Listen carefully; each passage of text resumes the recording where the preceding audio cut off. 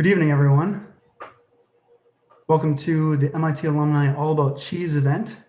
My name is Kevin McCumber, and I'm an MIT alumnus, class of 2005, undergraduate, 2011 PhD.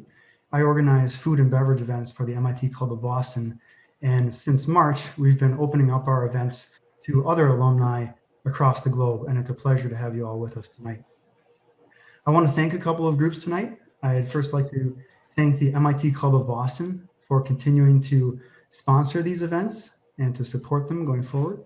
I'd also like to thank the other MIT clubs as well as the Alumni Association who help with publicity of these events.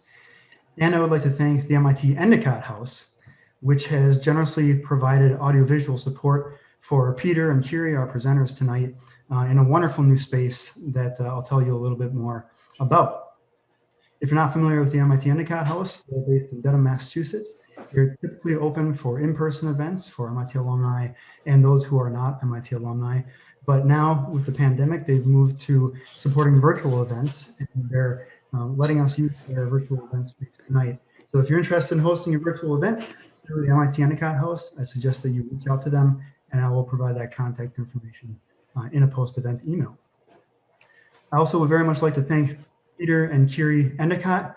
It's actually not a complete coincidence that our presenters tonight have the same last name as the MIT Endicott House. They are related, and I'll let them tell you more about that if they'd like. And I'd also like to thank fellow event series, Keith Gross and Demi Lyons, who recommended Peter and Kyrie as our speakers for this evening.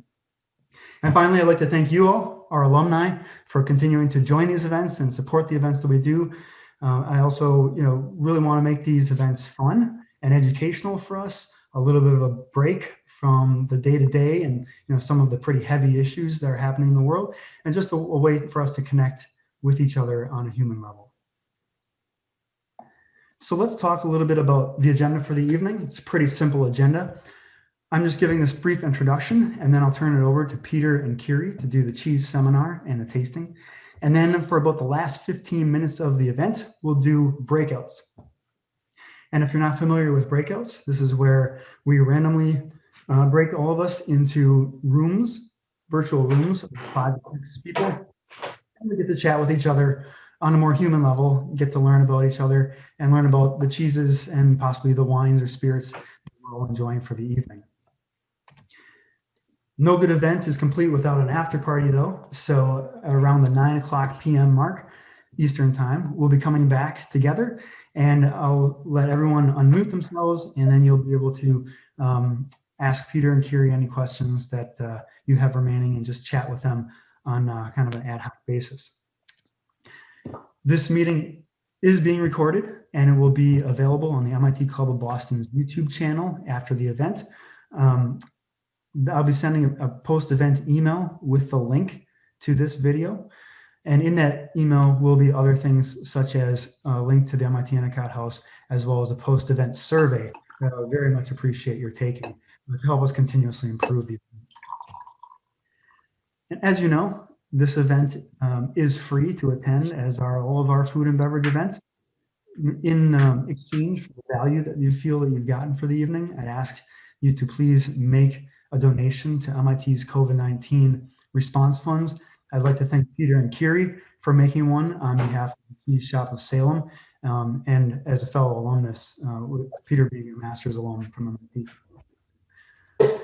Many of you are also aware that this event is not just a singular event, it's part of an ongoing series of food and beverage events. And I wanted to give you an idea of what's coming up in these sessions. We're taking a break next month in December, and then in January for IAP, we'll be coming back on 1-2-3, January 23rd for Smoky Scotch session, featuring the brands Lafroig and Bowmore. Lafroig was the Scotch that got me into Scotch, so I'm looking forward to that. In February, we'll be doing a wine appreciation seminar with fellow alumnus Dave Stair, who founded Dry Creek Vineyard out in Sonoma. In March, we'll be doing a Sake 101 course with a gentleman here in the Boston area who's starting a sake brewery.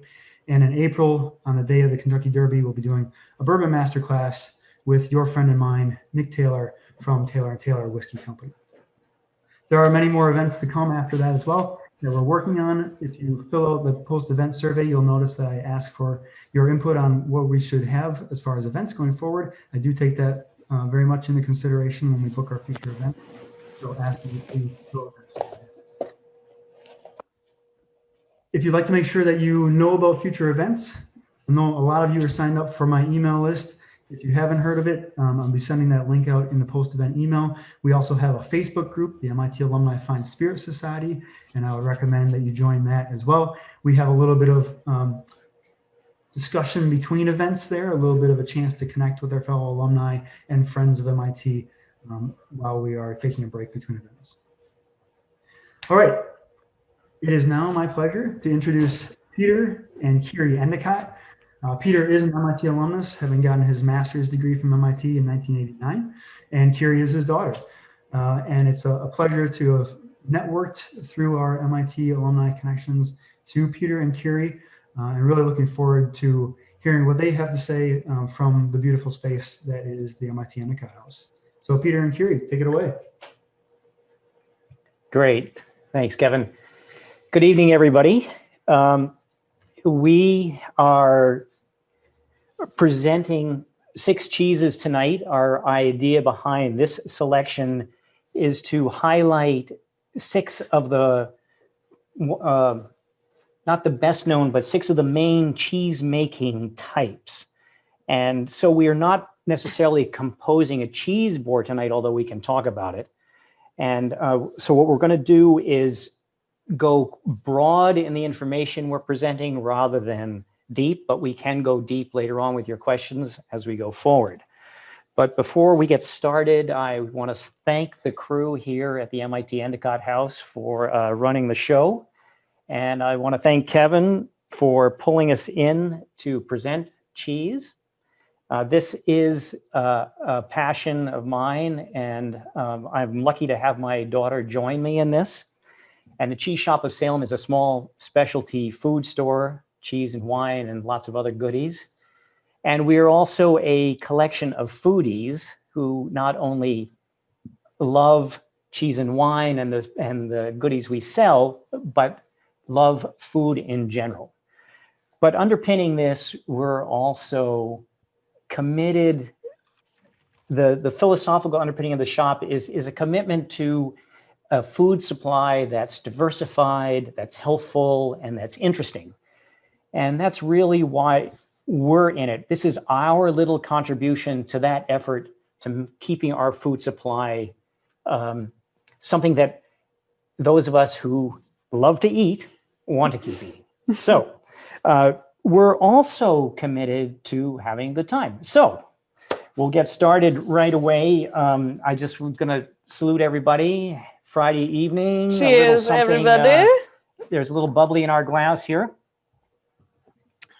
I find Bubbles is the best cheese wine across all cheeses. So if you have a diversified board like we have tonight, Bubbles will be the safest thing across all of the cheeses.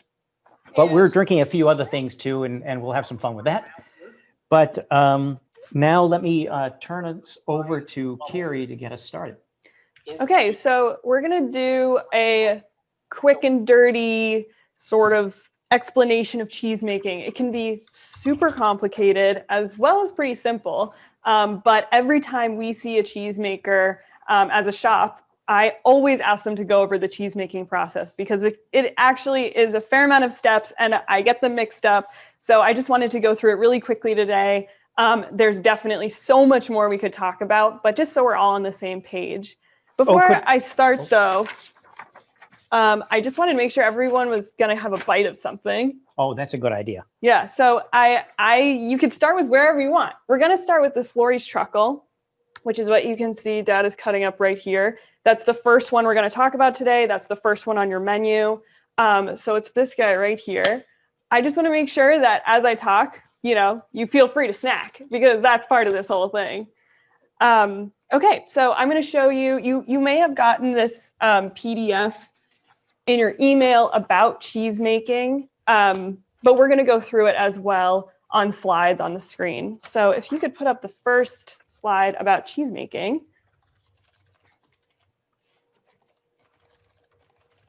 So you need to start with milk. The milk goes into some sort of vat.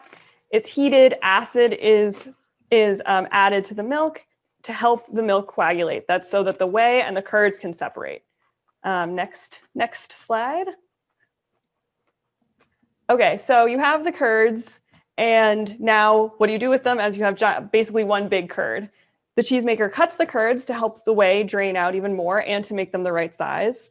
Then the curds are cooked a little bit more to make them a little bit firmer, as well as help the whey drain out. And then after they're cooked for a certain amount of time, the whey is completely drained. Next slide. Then whey is drained, got a bunch of curds hanging out, salt the curds. When you have your salty curds, then you can put them into forms. So cheesemakers use forms of all different sizes and shapes. We can have something really small, like this guy, like your little cremant, or we can have an 80-pound wheel of Gruyere. Then lastly, I'm so sorry, I'm flipping around a little bit. Then we have, after your cheeses are formed, we are pressing them and aging them. Most cheesemakers are really clear that aging is a very important step and ingredient in cheesemaking. So let me jump in here too. Another important ingredient that doesn't get talked about is magic. I think that I think of it, the magic of fermentation as a key to all this. We can analyze chemically what's going on here and have a pretty good idea of what's happening.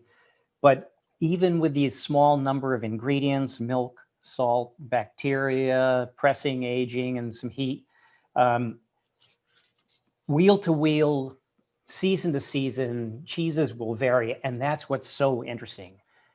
They're very, yes, we do have industrial scale production, and that cheese flavor is consistent, but I would also suggest that it's pretty bland. And this is why we're so eager to keep these cheesemakers going and get that interesting kick. I saw a quick question. This was, we're talking about a cheddar here. We're starting with cheddar. Yes. Florey's truckle is a cheddar. So sorry, back to you, Kyrie. Yeah, we wanted to start with Florey's truckle because it is a cheddar. It is the first one on your menu, and we wanted to start with cheddar because it is one of the best known cheese types in this country. So for Florey's truckle, I'd love you to take a bite as I'm talking about it. With all of these cheeses, I'm going to tell you what the cheese is, but then we're going to go into something cool about the cheese style itself, and then we'll come back and talk about what the cheese actually is. So Florey's truckle, a cow's milk cheddar from Missouri. Dad is digging in already. You can see that this is what it's shaped like in a full wheel. So cheddar, cheddaring, what is that? Cheddar gets its name from this process called cheddaring. Most cheddar it does go through this process of cheddaring, but it technically doesn't have to. But that is where it got its name, from this process of cheddaring. So we're actually going to show you a couple clips to go through the process. Before I show you those, I do want to say cheese people are not the best at technology. So this video is a little bit shaky. There's a couple words on it, but just you can read them or ignore them. I'm going to explain it as we go. So can we play the first clip? All right, so this cheesemaker has his curds and his whey all separated, as you can see. So what they're doing now is they're pushing the curds to both sides of this rectangular tank in order to get the whey out of the curds. They want to start draining the curds so that we can start getting the right texture and flavor. So the point of cheddaring is for the texture and the flavor. The whey needs to be squeezed out enough so we can get a firm enough cheese. And also the acidity of the cheddar is very important. Acidity makes the cheese sharp or not sharp. All right, can we play the next clip? So this cheesemaker is now cutting those curds into rectangles. Those rectangles are kind of, I would like a little more of a poetic name for these, but they're called curd mats. So as you can see, the curd is already the curd is already becoming a little bit firmer as the whey is draining out from the weight of its own weight of the curd. You can see that he's starting to flip the curd mats, and that's to help the whey come out, but it's also to control that acidification. All right, we can see the next clip. Can I jump in here just for one quick second? So it is this process that is the classic idea of cheddaring. That's the name for this process. So, Yeah. please. So you can see what they're doing right now is building up the curd mats. That is, again, to help push more and more whey out from the curd mats, as well as to control the acidity. When the curd mats are in a higher pile, it's warmer in there, so that it's not quite as acidic as when the curd mats are just a couple high, then it's cooler and the acidity grows. On here, you can see the whey being pressed out really quickly, and you can see the final texture that they're going for. So on one side, you see the first very curdy curd mats, and then on the other side, you see much smoother. What they're trying to do is balance that texture, the whey coming out of it, with the acidity. If the acidity is rising too quickly, the cheese is going to be too sharp before the texture is ready. So that's that up and down that the cheesemakers are playing with, why they sometimes stack it high, sometimes stack it low, to try to keep that balance in there. So our final clip, after they've done all this work, they're going to re-shred the curd mats, which is just looks like they're going backwards. But what they're doing here is they're trying to make sure the curds on the cheese are going to be exactly the right size for the final product. So they also need to mix in the salt. So what they're doing here is they have the right texture of the curd mats, then they're going to chop them up again in this wood chipper looking implement. And then the curds will be the right size and the right texture and the right acidity and have the right amount of salt. So then at that point, they're going to go into the molds. So that is the cheddaring process that much cheddar goes through to get that classic cheddary texture and flavor. So now we're going to talk a little bit more about Fleury's truckle itself. Dad, you want to tell us a little bit more about this crazy looking wheel? Right, let me pull that over again. So this is cloth bound. That's another part of the cheddar process, or the cheese making process. I said many cheeses use a cloth binding instead of wax or instead of plastic.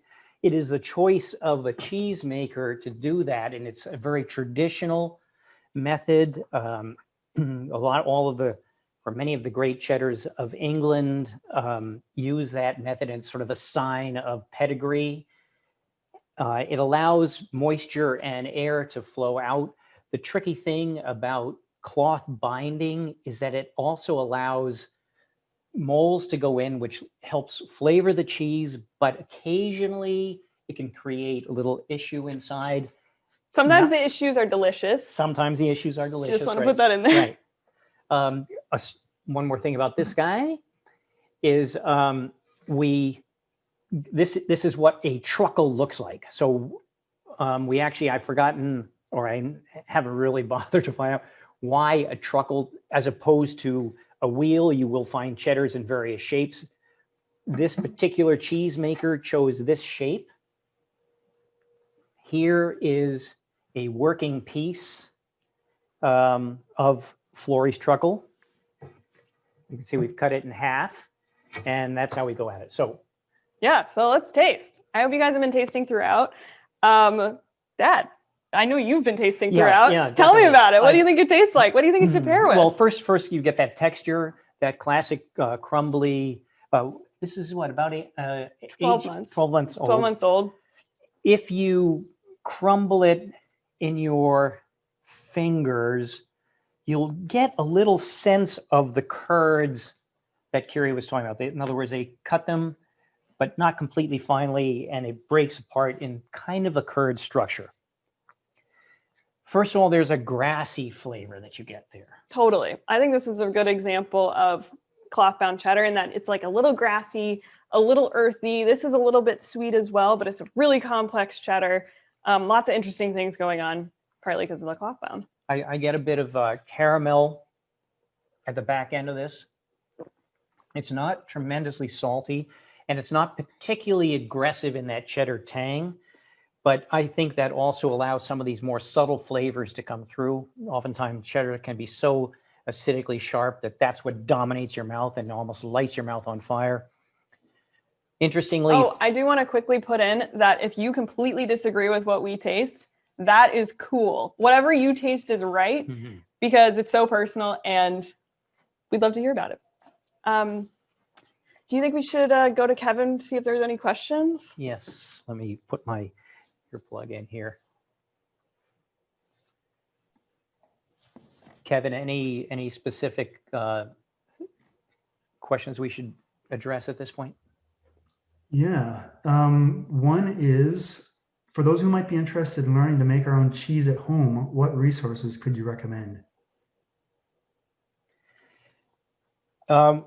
We do have some ideas for that. Could I put that on hold, because that gets to be specific contact information. It will vary somewhat geographically, but also there are good sources that can ship you supplies, the rennet, the cheese making, the molds, the cheese making instructions. Can I also interrupt one second? Please, yeah. So the most successful cheese I've ever made at home is ricotta. I tried making mozzarella. It was a huge mess, huge disaster. I'm sure some of you would be a lot more successful than I was, but ricotta has always been very successful for me, and I think it's a great place to start. My favorite ricotta recipe is off of a website called Smitten Kitchen. I think you can really, you can follow the recipe and it'll be great, but if you mess something up, I still think it'll be awesome. So Smitten Kitchen, ricotta, I think is an awesome place to start.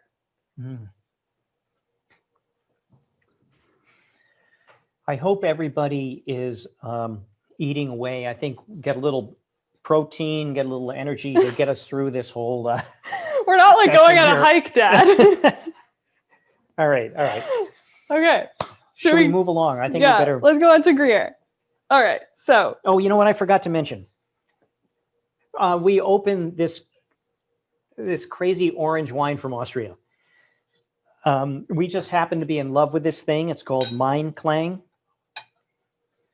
And I think when the lighting, let's see. It's okay. Anyway, so that's great orange color. A bit of fruit in here. Goes great with cheddar, but orange wine is awesome for so many cheeses. Just briefly, orange wine is white wine with the skins left on the juice a little bit longer. It's not made of oranges, even though a lot of orange wine does kind of taste like oranges. So that could definitely go with our current cheese or our next cheese, which we are moving on to Alpine cheeses, the best known being Gruyere. Dad, do you want to give us a little Gruyere intro here? So this category is pressed cooked cheeses. And that means that the milk is warm throughout most of the cheese making process. Again, this is one of the ingredients or one of the parts of cheese making that the cheesemaker can vary depending on the cheese he's making, where he's applying heat, how much heat, and how long. In the Gruyere, which is a very, very smooth texture, and this is the major characteristic of these cheeses, this very luxurious, creamy thing, because they cut the curds very finely and they press the cheeses very hard so that you don't get any sort of crumbling when you break it. And unlike the cheddar where you could kind of see a little curd. That's right.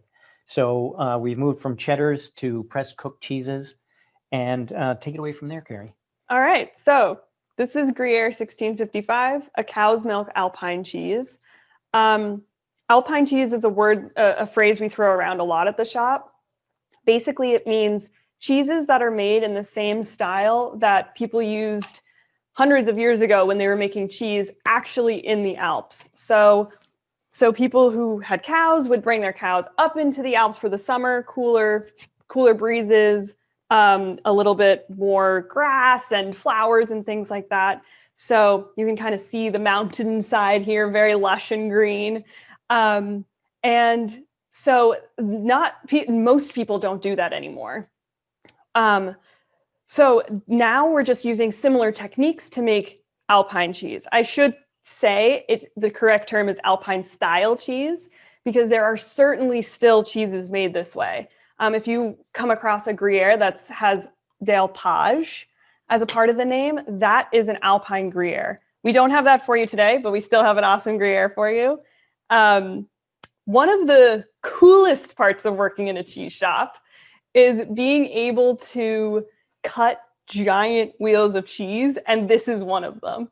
So Gruyere tends to be about 2.5 feet, which, what would you say, Dad? That's like From there, yeah, that's about right. Yep. kind of like yeah. up here. Mhm.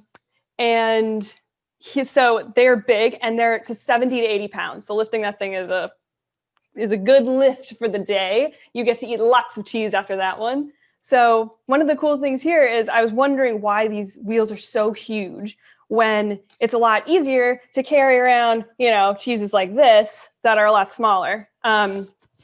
So the reason they made them so big is because often these herdsmen were up in the mountains alone. So they would milk all their cows.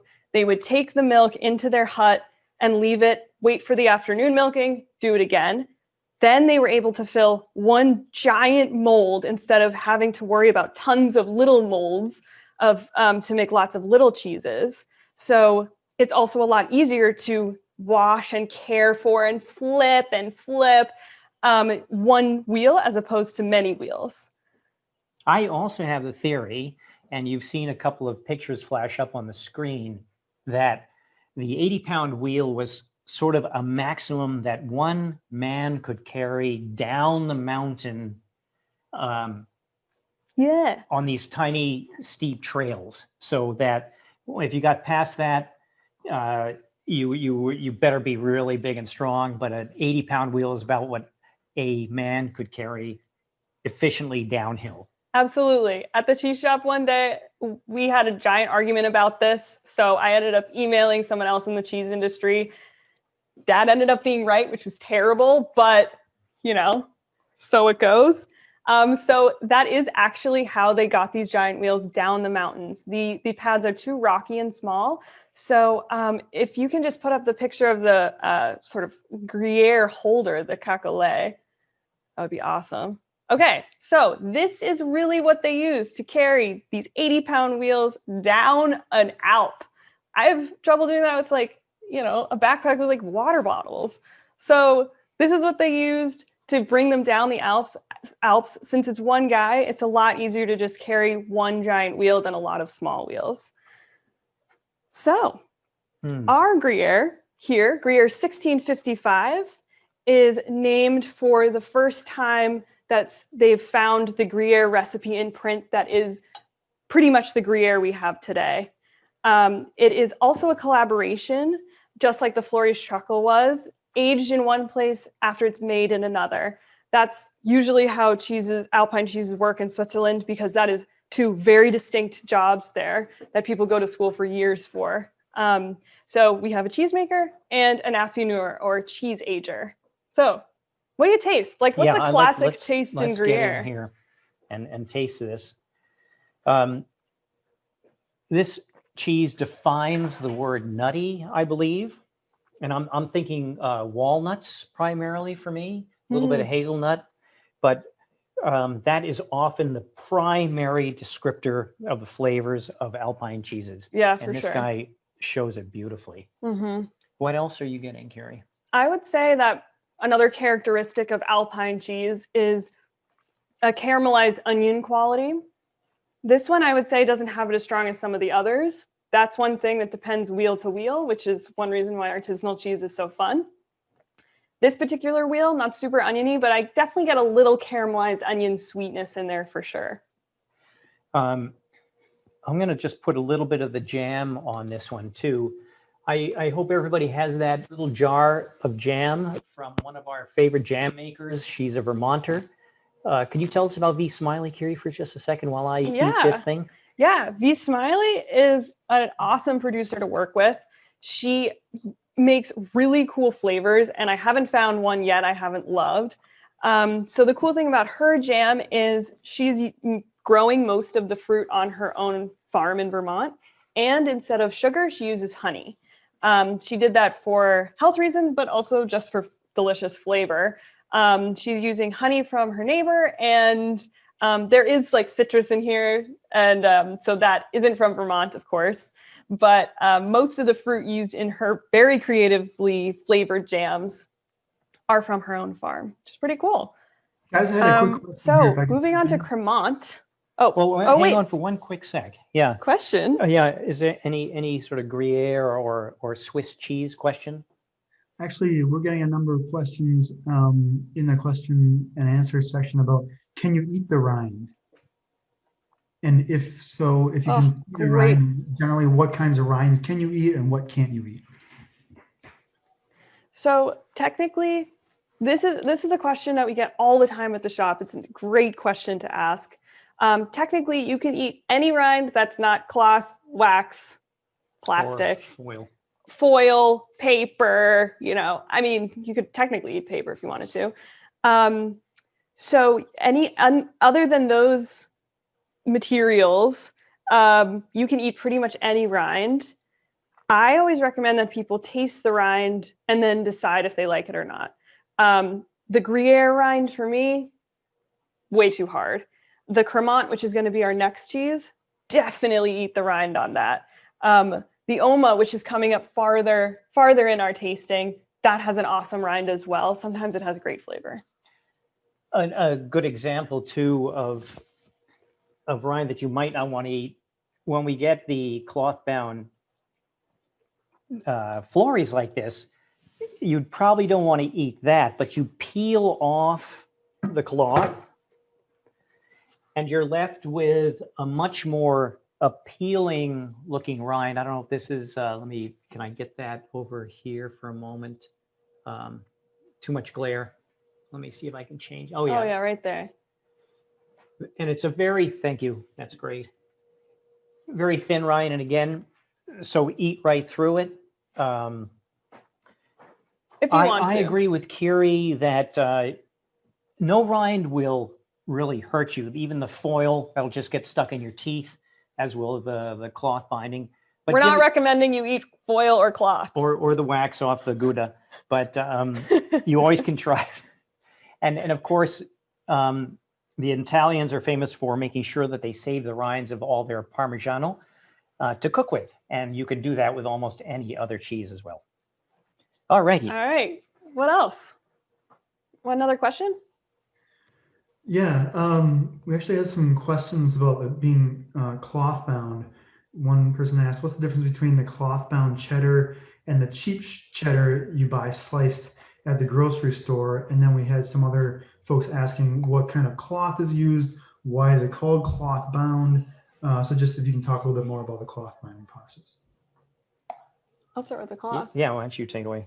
Okay, so the cloth is generally muslin. And was it why was cloth bound? Sorry, I lost it. Was it why is it cloth bound? I'm sorry, Kevin. Yes, why is it cloth bound? Okay, so the cloth allows a lot more air movement with the cheese. So when a cheese is sitting in a cellar or a cave, there's a lot of cool things happening as all the cheeses are sitting together. So when it is bound in cloth, there's a lot more movement of air into and out of the cheese. So that kind of can create a more interesting flavor, as opposed to when cheddar or any cheese is aged completely cryovac in plastic. There's no air movement then, and no moisture loss. So the cheese is going to taste exactly like itself as soon as it goes into the plastic. Whereas something like Fleury's Truckle or other cloth-bound cheeses develop flavor over time. They become more interesting the longer they sit in the cellar or the cave or wherever the cheese is being aged. And yeah, they're just using like a cotton muslin. You want to do difference between cloth-bound and sliced cheddar? Oh, I think you covered it a bit. I think the cloth binding is also trickier to handle. So when you're going to industrial scale cheese production, you don't want those kind of variables in your system. And that's where you'll go to typically a cryovac cheese management. and very sterile environment. And it- less and weight it- loss. Right, and it produces a very standard and predictable cheddar, which is a useful thing, of course. But that's not why we're here. We're here to find these guys and then help them keep going. So And also have an interesting tasting cheese. oh, that's excuse me. Yes, that's the main thing. Yes. What was was there anything else that we wanted to cover there? I'm sorry. Any other questions, Kevin, that you want us to hit? There's one question here that is the top voted question. It says, how do you rub the belly of the cow for creamy cheese? With a great deal of love. I think that's true of many things. And with that, should we move on to Cremant? Move on. Okay, Cremant, cream of Vermont. What do you got for us, Dad? What is it? All righty. So this is our example of a Bloomy rinded cheese. This is the type of rind that is made most famous by Camembert and Brie.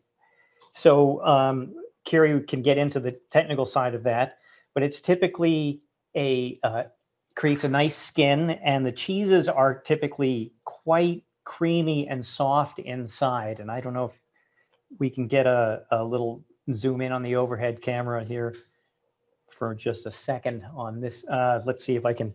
Oh yeah, ours tip this is up. ready. I don't Ready know to go. how your pieces of Cremant are looking, but you can see ours is oozing all over the. Oh, that's a great shot. Thank you very much. Oh yeah. What is nice about this? So this is a mixed milk cheese. This is cow and goat, and what the cow's milk does, I believe, is it sweetens the cheese a little bit, and the goat's milk adds the tang. So we often talk about this as a entry-level goat cheese because the cow's milk has softened it a little bit. But even this cheese can get pretty ripe. We're in a pretty good state here. In fact, this is in a state that I just love it. Give us some more background here, and I'll cut a piece. Amazing. So this is a cheese coming to us from Vermont Creamery in Websterville, Vermont, which is kind of central North Vermont. And I wanted to make sure to get a Bloomy rind goat cheese. The Bloomy rind is that white rind again, nice and fluffy, but also something from Vermont Creamery because they have really helped move the artisanal cheese movement forward in this country. We are like in a great business right now because so many new cheeses are coming out in the US, and so we have a lot of cool things to work with. So it was founded by Allison Hooper and Bob Reese, and you'll see a picture right here, in 1984. And so they knew each other through the Vermont farming scene. So back in the 80s, Bob was looking for a fresh goat cheese because he was helping a French chef find goat cheese for this dinner he was putting on. In New York City, correct? In Vermont. Oh, in Vermont. Okay. So this French chef needed fresh goat cheese for the dinner. So Bob reached out to Allison because he knew Allison because they were both in the farming world in Vermont, and he knew that she had worked at a farm in France earlier in 1980 and learned how to make goat cheese because he couldn't find it anywhere. There were no cheesemakers making fresh goat cheeses. There was nothing in the supermarkets, which is for me kind of hard to even like conceptualize because I think of fresh goat cheese just in the grocery store all the time. So anyway, Bob approached Allison to make this fresh goat cheese. She made it. It was a huge success. And then they had a conversation and decided to go into business together. So they started by making fresh goat cheese and creme fraiche, which at the time in the early 80s was really foreign to people. And they really had to fight to get people to even try it. Allison was the one who made the cheeses. Bob kind of reached out and did more of the business side. So Allison is known as part of this group called the Goat Ladies of the 80s. They're this group of women who actually started making fresh goat cheese at different parts of the country, kind of around the same time in the 80s, and started selling it at farmers markets and reaching out to their neighbors, asking them to try the fresh goat cheese, which was just like a crazy thought to many Americans at the time because it just wasn't available. So fast forward, now they've been able to push forward this artisanal cheese movement from just these few women, and we see fresh goat cheese everywhere. Creme fraiche is also something we see in grocery stores all over the place. So what these women, including Allison Hooper, did were to sort of get the American public thinking about what cheese could be, thinking about what it was like to get cheeses from small farmers instead of just giant, industrial made cheese. They got used to changes of season and how the goat cheese might taste a little bit different in the spring than it did in the fall. And people started being okay with that because the flavor was so awesome. So the Goat Ladies of the 80s and Vermont Creamery, Allison Hooper and Bob Reese, really started the engine of Artisanal cheesemaking and small producers in this country, which continues today, and we just see it growing, which is so fun for us. So that is kind of part of our history. It's very new compared to this thousands of years of cheese history in Europe, but that kind of makes it even more fun because people can be crazy creative. There's no tradition to follow, at least in this country. Do we have a couple of pictures, or should we taste first? Oh no, you already saw Bob and Allison. Oh my God, I was paying attention to you were trying to make me a bite. I was thinking about. It's amazing having a professional cheesemonger as a father. He feeds you all the time. It's great. Sorry. So Dad, what are you tasting? What do you think of Cremant? What do you want to pair? So, in this fairly ripe state, we've got there is a nice funkiness. Now, that's not everybody's bag, but that's the funkiness of a Bloomy Rinded cheese moving right along. Just a sidebar on Bloomy Rinded cheeses, Breeze, that rind can be extremely strong sometimes. You actually almost get a sort of an ammoniated quality to it.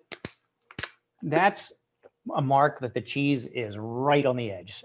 Some people like it, can take it, but I'm glad that it's not present in this at all.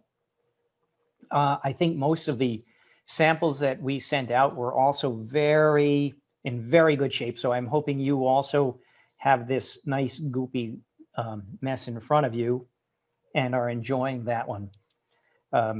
Not super intense, but I think a very good example of that sort of acidity of a Bloomy Rinded cheese.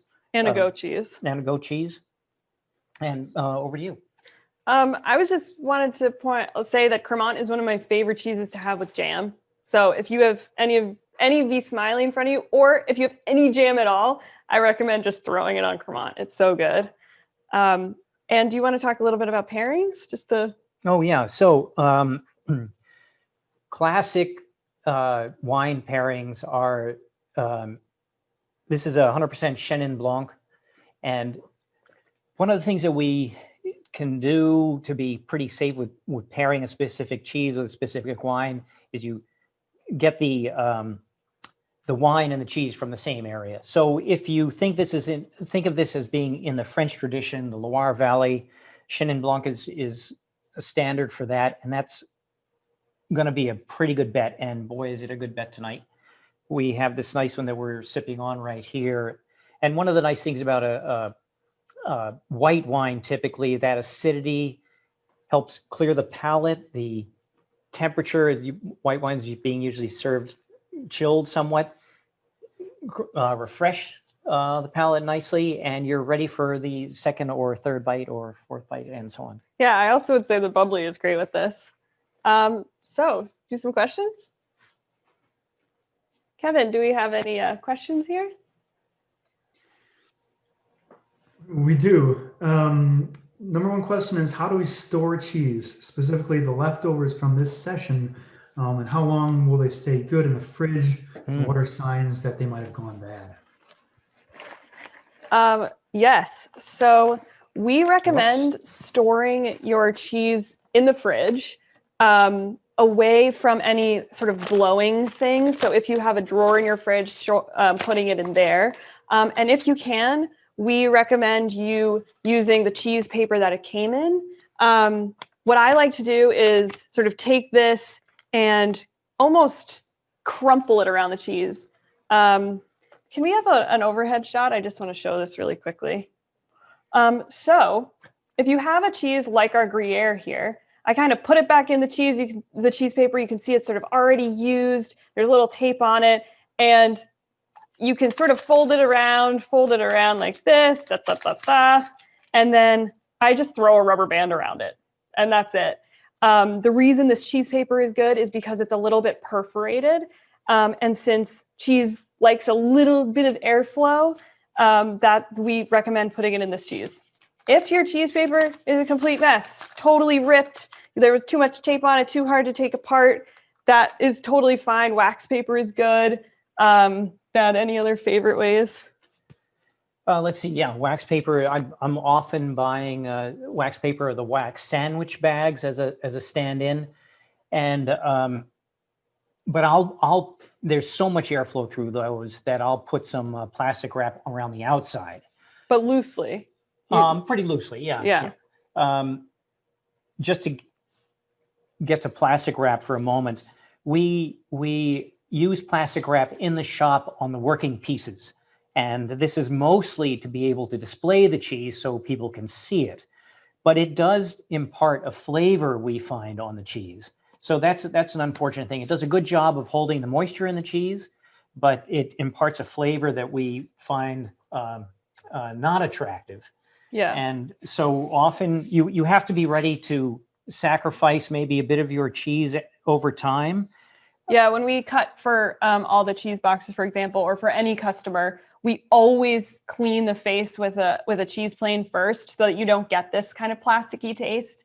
But then you lose a little bit of cheese. So that's why we recommend the wax paper or the cheese paper is best if you can sort of crunch it around your pieces. And in terms of how long, I would say harder cheeses can last, Months. we like you to eat it within about 10 days so that it doesn't get too dried out in your fridge. Soft cheeses sometimes can get a little dried out a little faster, so maybe a week on those. This very gloopy Vermont that we were just talking about, I might just put it in a little Tupperware container and take it out tomorrow for dinner and the next day just to keep it moving since it's definitely in its peak right now. But also speaking about cheeses and storage, one of the problems is that we've been trained to refrigerate everything immediately, and that buries flavors in cheese. So that's why we had recommended that everybody take them out well ahead of our session tonight. Similarly, if you end up with some cheeses like these small pieces here, I say leave them on the counter. Then they'll get eaten. Then you'll have little nibbles any time of day and they're ready for you. As opposed to you're hungry, you come down to the fridge, there's that little nibble of Gruyere, you pull it out, it's cold. It's fine, but you're missing some of the delicious part of it. So I say don't be afraid of leaving this stuff out in the corner. It's pretty tough. Yeah, that is true. I did say store it in the fridge, but that's... I'm thinking of stuff that you are going to get through. Yeah, yes. Pretty quickly. At my parents' house, there's always little bits of cheese just hanging out on the counter, which when I'm there for breakfast is amazing. Just throw that thing into eggs. The ideal storage for cheese is the root cellars that none of us have anymore. You want a fairly high humidity and about a 48 to 50 degree temperature, and yeah, perfect for cheese, perfect for wine. Yeah. And a little bit of mold growing on the edge. You just take the tip of your knife, pull it out, and off you go. If the mold is black or red or seems a little sketchy to you, then, feel free to call it a day on that cheese.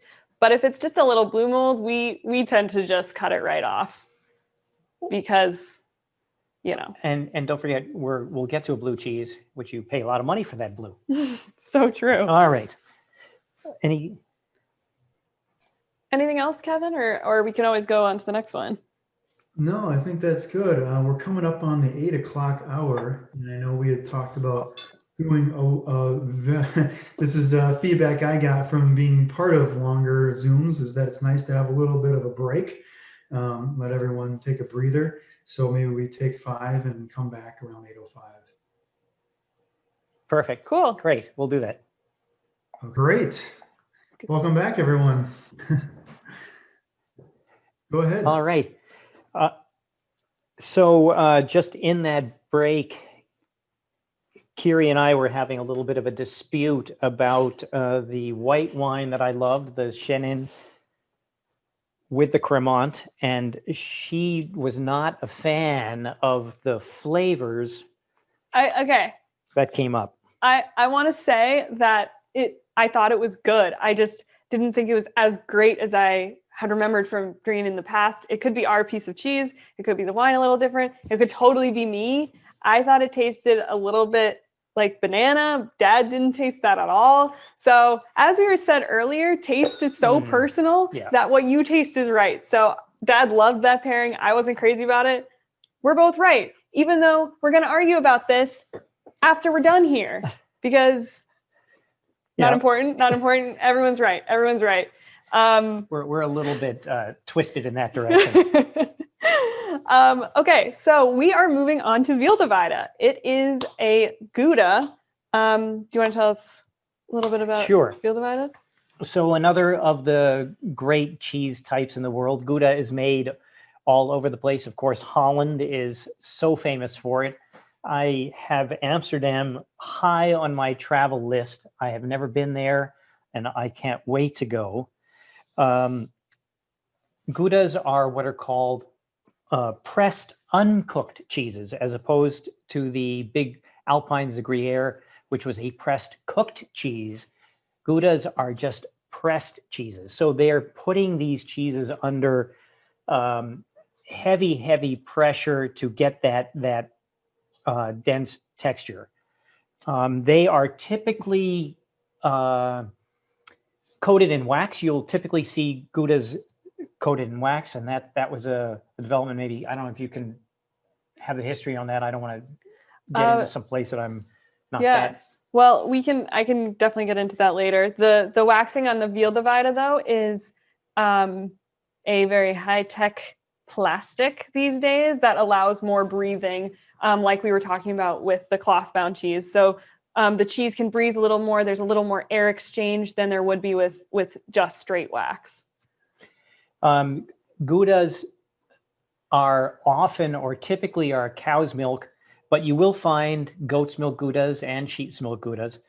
There's a preponderance of cows in Holland, and cows produce a lot more milk than the other two animals, so they make a lot of cheese with it.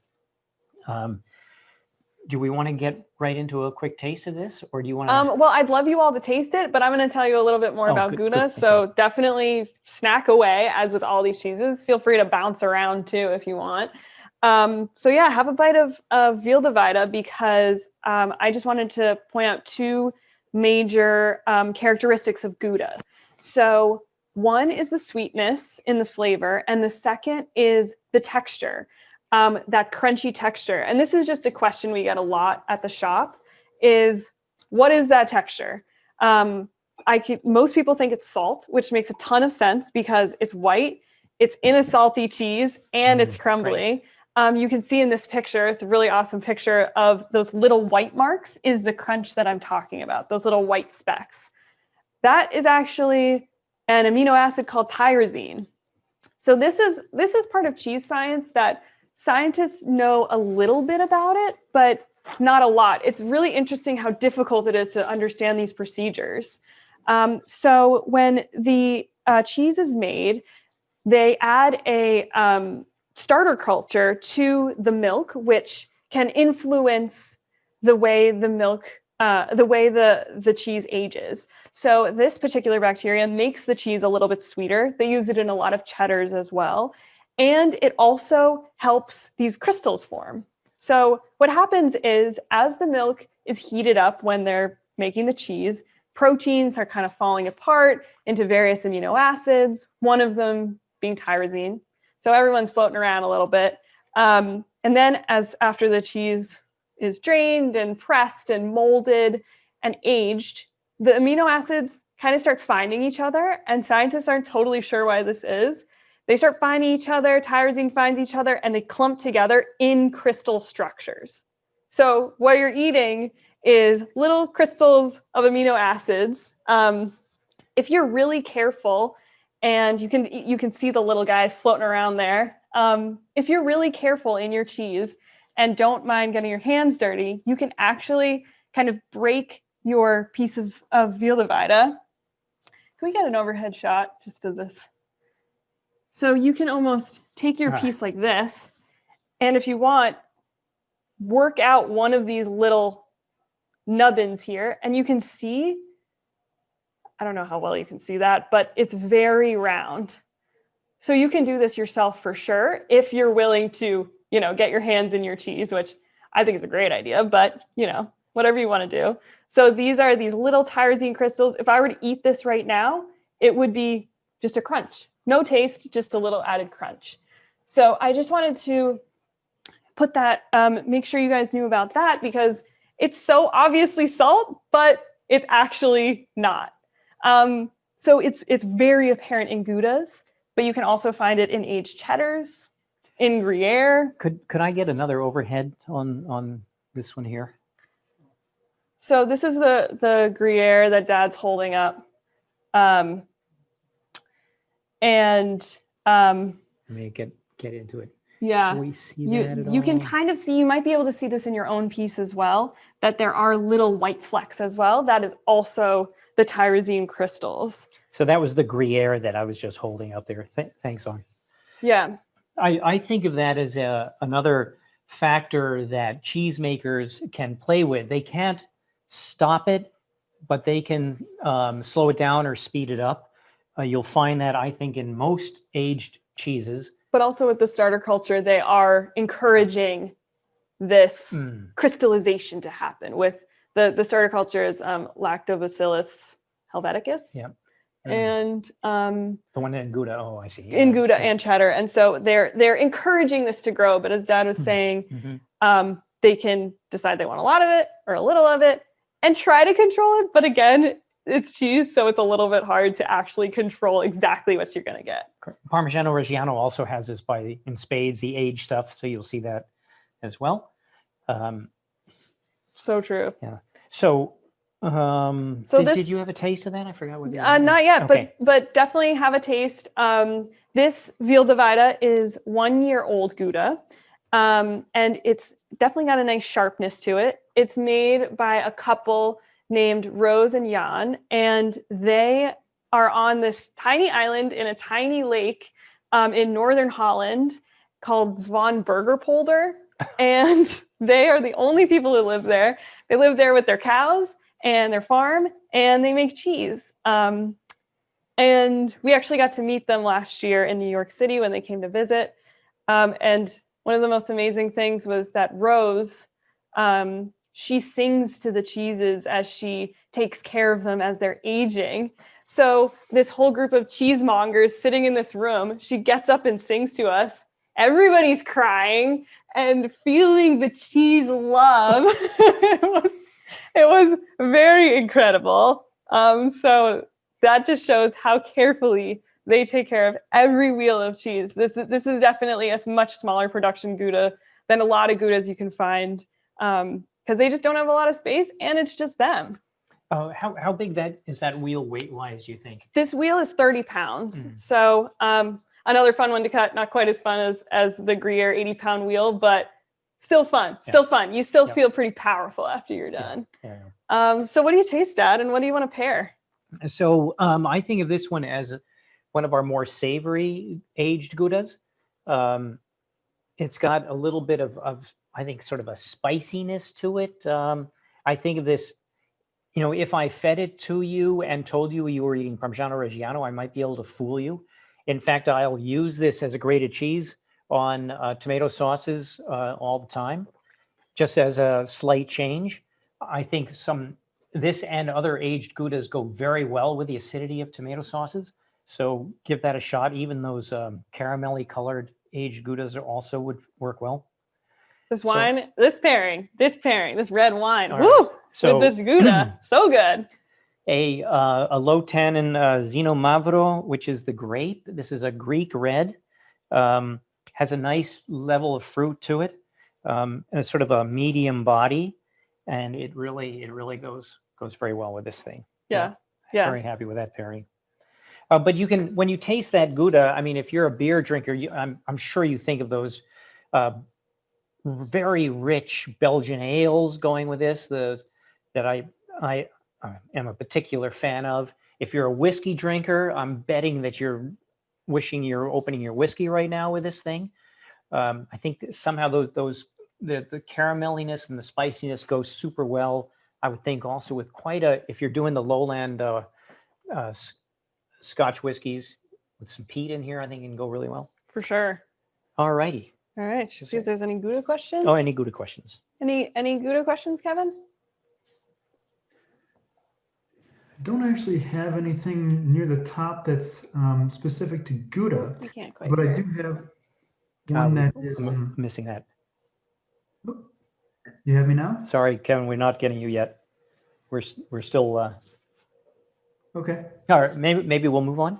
Yeah, let's keep going, and then we can come back to. We can always cycle back. Yeah, for we'll sure. cycle back to these questions. Yeah. Okay, so now I would love to go on to Oma. So we're reaching the slightly more funky part of the evening. So Oma, what do we got? What do you got with Oma, Dad? So Oma is our illustration of a category called washed rind cheeses. And let me see, could I get a bit of a zoom on here? What I'm looking to show you is that orangey color on the rind. And yeah, have a little sniff of that rind. Oh yeah, there's a little bit of that barnyard in there. This is very typical of these cheeses. We sent Oma around, cow's milk, by the way. We sent Oma around. Again, it's another one of our local cheesemakers in action. Kyrie will tell you about them in a moment. But it illustrates the stinkiness just a bit. And so we didn't want to knock anybody down and scare anybody off. This is very old style. Its nickname is also Monastery style cheeses. This is a technique that was developed. Now, I may be treading a little bit on myth, but typically by the monks in the Middle Ages, and the monks were great scientists and also never wasted anything. So they were the ones making beer.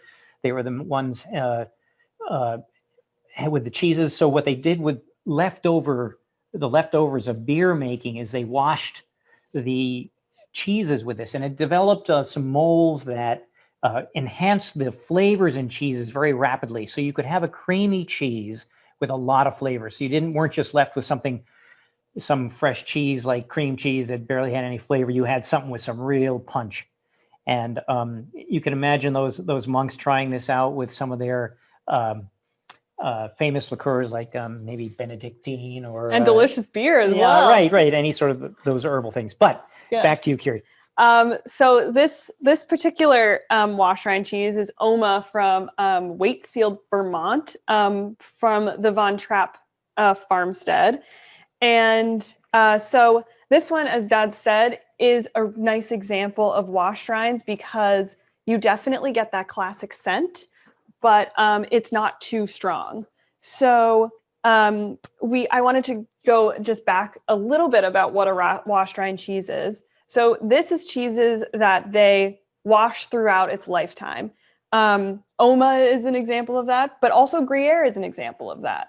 You can kind of see a similarity in the color of rind.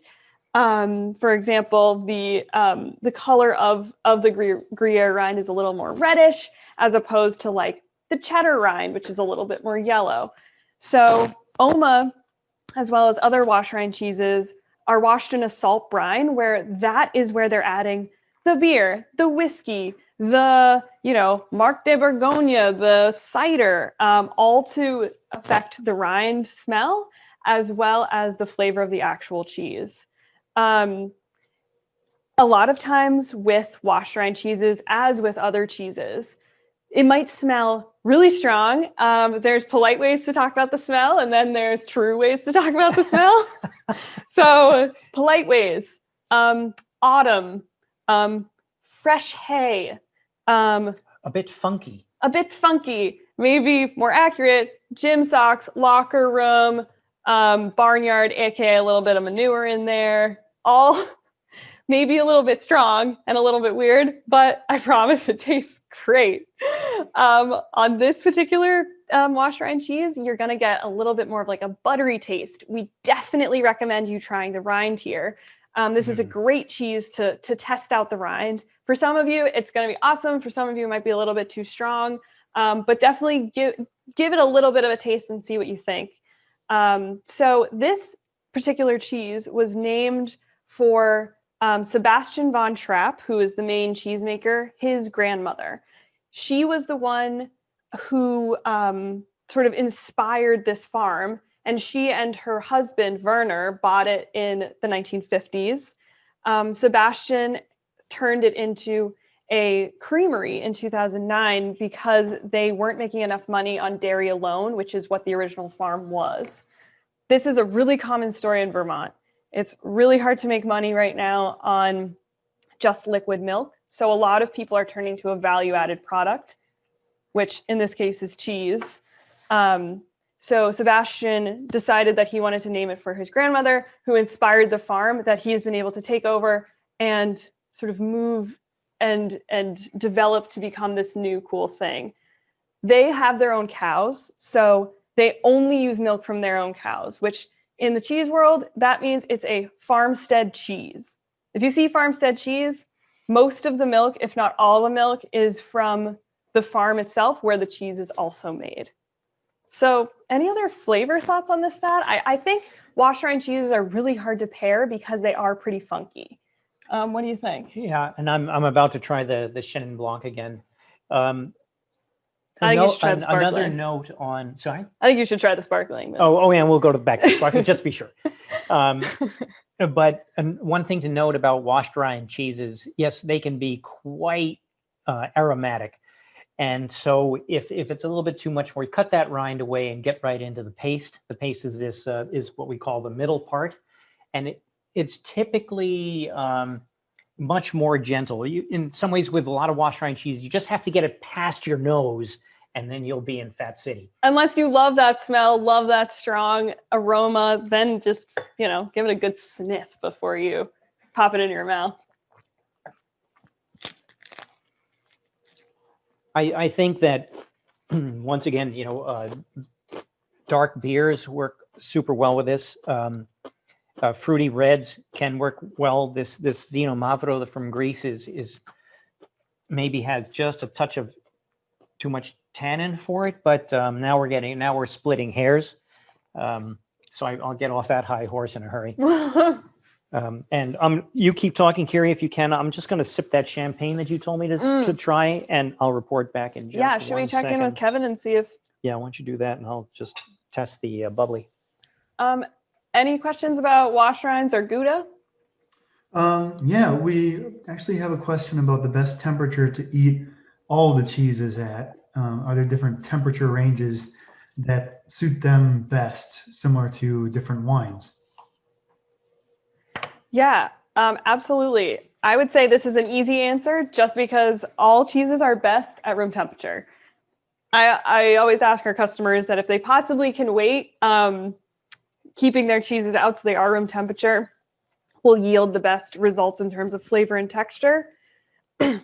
I also will say that, do I have patience for that? If I haven't thought ahead, no. So I eat it right out of the fridge, and that might not be ideal, but it's still really freaking good.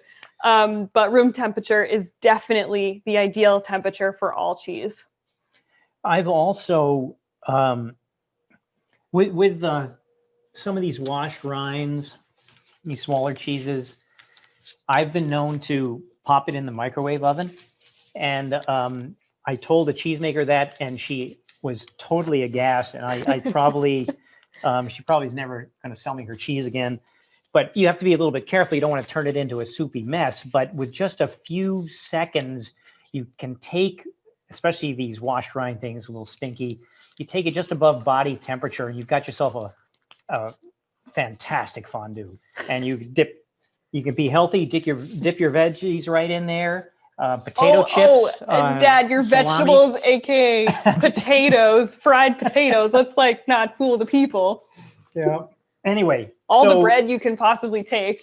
So room temperature is ideal for just about everything, except when we start getting into some of these little goopy beauties that you could turn into a nice little dip in a real hurry. With care. I'm talking about like 10 seconds in the microwave max. Yeah. Any other questions? Just one quick thing. The bubbly is delicious with this. So just to let you know. Let's see. Any other questions, Oma? Yeah, a little question again about kind of all the order of the cheeses, all the cheeses. What is the correct order for eating a selection of cheeses? And with that in mind, could you talk a little bit about why you chose this particular ordering tonight? Yeah, absolutely. We generally try to go mild to strong. We kind of lifted away from that a little bit tonight, just to, get a little bit of like a soft cheese in a little bit earlier. Maybe Veal de Vita should have gone before the Cremant, but we wanted to have a little bit more variation of texture as opposed to all the hard cheeses than all the soft cheeses. But when tasting cheese, it tends to be easiest if you go mild to strong. That being said, if you want to start, with your blue cheese because you're most excited about that, I think you should. If you want to zip around, do whatever you want, put jam on everything, use nothing, add a little Cremant on top of your Gruyere, like, I'm for it. But technically, mild to strong. And I think this is where adding some condiments can sort of vary that sequence a little bit as well. Honey is one of the easiest things to pair with cheeses. We've got some jams, and that's where we're sending them along to you that have little honey in the background. So we're very confident that those that those are great in there. The idea of this also was to more highlight each individual cheese tonight as opposed to compose a board. So as Carrie's talking about, she might have rearranged it if she were doing a more serious cheese board of, say, 3 cheeses. On the other hand, at a big party, we'll have 10, 15 cheeses, and, people just go at what they like. And we love that too. I think that if we were talking dessert, what would you sort of take after salad or? I think this Cremant would be an awesome dessert cheese, especially if you have a little jam or honey on the side. The Roquefort, which is the last cheese we're going to get to, awesome with chocolate. So when it comes to after dinner, I am reaching more for the soft cheeses, I think, because they remind me of cheesecake and ice cream and yep. goopy delicious things like that. Anything else, Kevin, before we jump? Just one more here. We have, if I'm, say, going to select a cheese at the store and I want to try something new, what would you recommend that we look for or ask about in that situation? Go ahead. Well, this is such a fun question for us. We are so happy to introduce people to new things because we're excited about all the things. We would probably ask you if there's anything in particular you're looking for in terms of texture, hard or soft. So if you know that, that's a great start. You can also, if you have a shop like ours near you, go up to your favorite cheesemonger and say, what do you like today? Or I love cheddar and I want to try something a little different. We love that stuff. It is so fun for us to have just such an open-ended question. Texture is a great way to narrow things down for us, though. So if you know you want hard or soft or something in between, that's super helpful to us. Or if you want to tell us about what you like, that's also very helpful. But even if you don't have that much information, we can work with it. And the other thing we typically are asking about, we try to avoid feeding you things that you hate. We don't want to challenge you that much. But we do love the person who thinks he's pretty tough and could really take it. And we try to make sure we have something in the case for that person as well, to see if we can knock him back on his heels a little bit. And there are cheeses that can do that. We happen to have a little sheep milk from Sardinia at the moment that is so gamey. Every cheesemonger in the shop has retreated from it. So that's pretty. So pretty sometimes amazing. it's just too much for all of us. But even if you love, very mild cheeses and still want to try something new, we love to work with that too. But so I think it comes back to hopefully you can find a cheese shop that has some cheesemongers in it who really care about what they're feeding you and want to give you a new experience.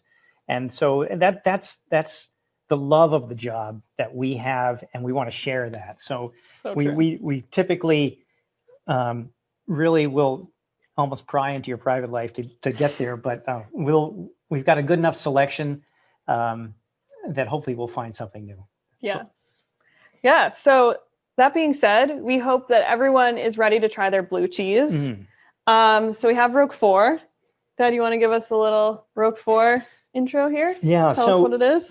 So this is that other great category that is self-evident, a blue cheese category. So Roquefort being what we call the queen of the blues. Everybody knows Stilton. Everybody knows Roquefort. Stilton is British. Roquefort is French. Roquefort is, so I would have been happy to use either one to illustrate, but what's fun about Roquefort is that it's a sheep milk cheese, which often people don't know, and it must be sheep milk to be Roquefort. And then Kyrie will give you some of the other requirements of Roquefort. But I think we know it as, or many people know it as a Roquefort, as a dressing, and I think it got to be in that form because it can be very strong. The version that you have is not so intense. I think this one is carefully made cheese, and we try to get it in this slightly younger stage so that it doesn't, it's the nuances and the sweetness in this thing are just outstanding. But it's still got plenty to say for itself. Yeah. So Roquefort has a very long history. So this is a French blue cheese, as Dad said.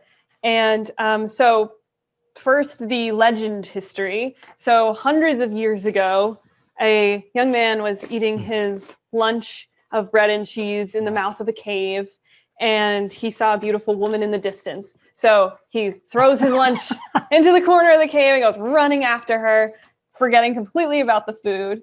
And then he goes back a month later, because that's what you do in the olden times. And he finds his lunch, and it's a little blue, and the bread is a little bit moldy, and the cheese is a little bit moldy, but you're not going to waste that because it's food. And so he ate it, and it was zippy and delicious, and Roquefort was born via man in cave. So that's the legend. I think it's true. I choose to believe it. But if you're looking for hard fact, one of the first times we heard about Roquefort, like actually for sure Roquefort, is from a decree in 1411 by Charles VI, I believe. And he was writing a decree saying Roquefort must come from this specific spot called Roquefort-sur-Soulzon. And he wanted to make sure. Anybody French. I think I did a great job, Dad. Please proceed. Jeez. So he wanted to make sure it came from this area because this particular area of France didn't have as fertile ground as other areas of France. So they weren't able to have as many crops to trade with other parts of France and Europe. So Charles wanted to give them a very specific product to be able to trade around France and make some money for the region. So he decided Roquefort had to come from this area. And so that is one of the earliest examples of what we call protected designation of origin, or PDO cheese. You will probably have heard of that before, thrown around with like Parmigiano Reggiano. These are protected names that you can only use if you have very specific guidelines, or you follow very specific guidelines and are from a very specific place. Some PDOs for cheeses are a little bit looser, a little bit easier to get around. Roquefort is not. I have a list here of a few things that they require.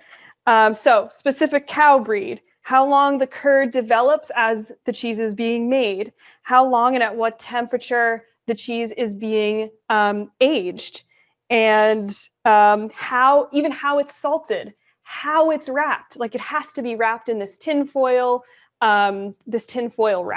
That is a requirement of the PDO. You can't call it Roquefort if it doesn't have this foil wrap. So that's just some of the PDO requirements. There are more, I just didn't write them down. So that means that in all of France, in all the world, there are 7 producers of the PDO Roquefort. But 7 producers create 7,000 tons of Roquefort. So we get ours from this guy named Gabriel Coulet, and he makes wonderful Roquefort, definitely much smaller production. But some of these other guys are huge. And when I was looking up, I was trying to picture 7,000 tons. And so I was looking it up on Google, and I found out that the Christ the Redeemer statue above Rio de Janeiro is about 7,000 tons. So picture the statue just made of Roquefort. And that's how much Roquefort is made every year. So I thought that was a really good visual, because 7,000 tons, what does that even mean? It means a lot of blue cheese, even though there's only these 7 producers. So one more thing I wanted to say about blue in general is that often we think that blue is injected into the cheese. You can see these lines on the blue cheese here. So it almost looks like something has been pushed in and injected into the paste. Actually, what happens is the mold is added to the milk as soon as the cheese is being made. What the lines are is they poke the cheeses with wooden dowels, metal dowels, things like that, to aerate the cheese. This will allow the mold to develop because it only develops with air. Since this is Roquefort, we obviously have a specific number of holes, and that is 40. So you can only poke the wheel 40 times to get the blue to start to develop. So Roquefort, very specific blue cheese, long history, really special sheep milk.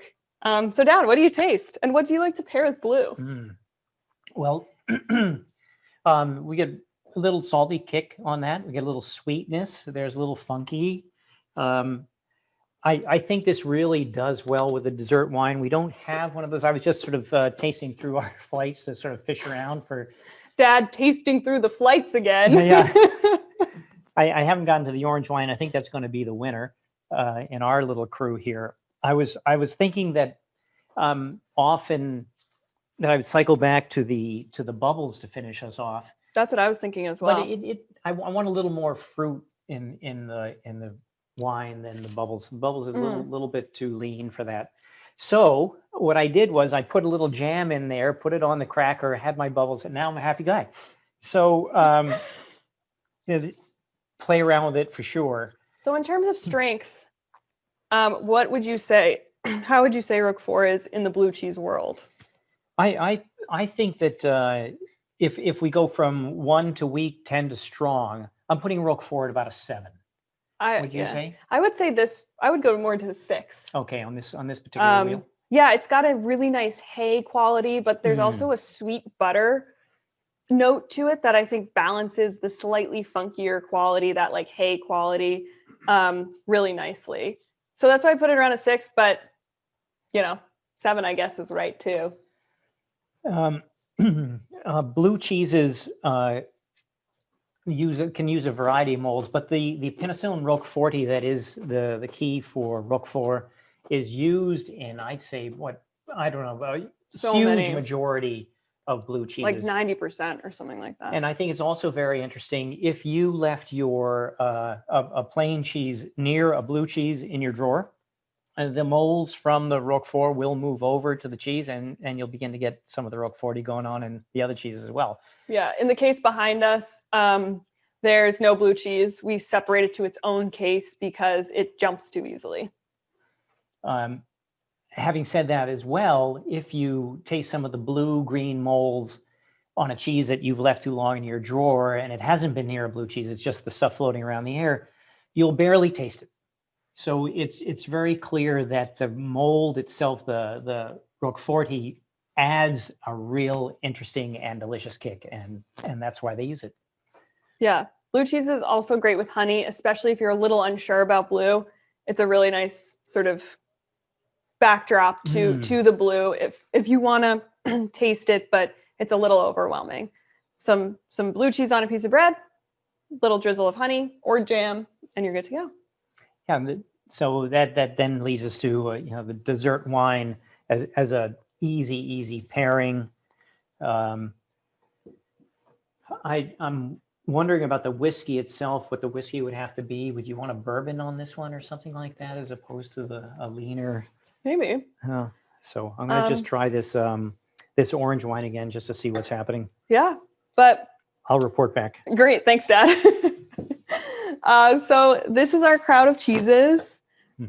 We hope that you'll go back around, snack, try the jam on all the different things. Let us know what you think of the cheese. And if you come up with any cool pairings in terms of wine or tea or beer, whiskey, orange juice. I wouldn't recommend that. I wouldn't recommend that. I was trying to be creative. No, but maybe cider. Yeah, so we're all set. Kevin, do we have any specific questions? I think that the one that would be top of mind for most folks at this point is, we just tasted through 6 very interesting cheeses. Thank you so much for putting together those tasting packs. That was phenomenal. I'm trying to eat with one hand and mouse with the other here. Can you say, if we were to walk into your store tomorrow, what would we expect to pay on a per pound basis for these 6 cheeses? Mm-hmm. Yeah, that's a great question. So we have, I would say most of our stuff is mid-20s per pound. We have things, we try to cap it at 40, even if the cheese should be more expensive than that. We have a few seasonal cheeses that move beyond that are just around this time of year, very special, very limited. But we have things that are $14 a pound, and then we have, a big crowd in 25 to 30, and then the higher end as well. But we always say that if you have a more expensive cheese you love, we are happy to cut you a small piece, whatever can work for you in your budget. Or, if you want to go crazy, we cut you a huge piece. But we're also happy if you're like, I want to spend $10 today. We can absolutely help you do that. And we're here to do that for you. I think that's one of the important things to realize, that in a shop like ours, we feel it's an easily understood pricing range to price by the pound, but we don't cut by the pound. We can cut by the pound. We can cut by the 2 pound, but we're cutting a lot of quarter pounds. We're cutting what you saw here was between a quarter and 1/8 was typically the size. And you can see how satisfying this array was. We're probably, for 4 people, I'm probably taking home, 3 different cheeses at about 1/3 of a pound each if I'm going to have a cheese board with some friends. And you'd maybe have some leftovers still from that. Yeah, I would probably have a few leftovers, but sometimes people are really hungry and they just fly through everything. But this leads me to my cheese diet regimen. I think when you have a cheese like one of these, and you take a quarter pound of this and you go through it, you'll be happy. The flavors will have been interesting. You'll be full. You'll have a nice salad with it or some veggies or something like that.